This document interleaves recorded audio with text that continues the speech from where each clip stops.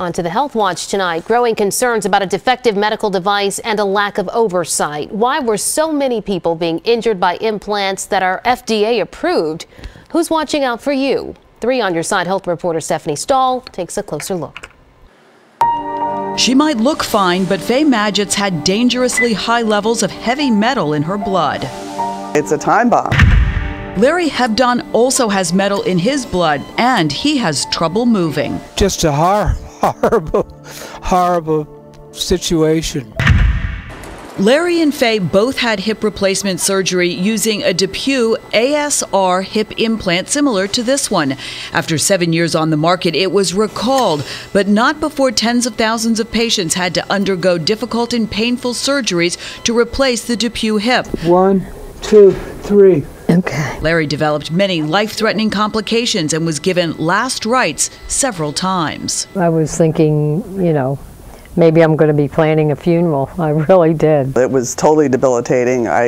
I could barely walk. It was popping, grinding. Experts say the potential problem with metal-on-metal hip implants is they can shed pieces of cobalt and chromium that sometimes penetrate surrounding tissue and contaminate blood, potentially causing a number of issues. No, I can't get them.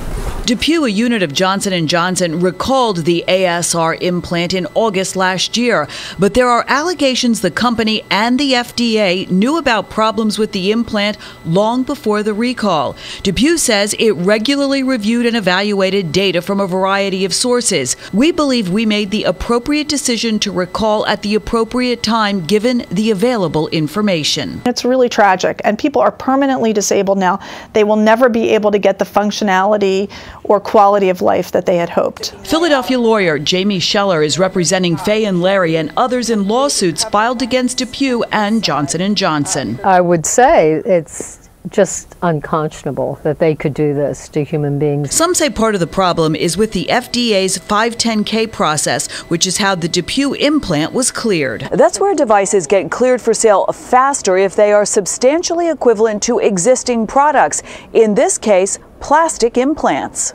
And the problem is that most of these devices have never undergone human testing prior to getting on the market. Critics say there's not enough oversight once devices are cleared by the FDA and no registry for defective medical devices like there is in other countries. I think it's tragic that our health system has gotten so far away from safety and putting profits over safety. It's a train wreck. It really, truly is.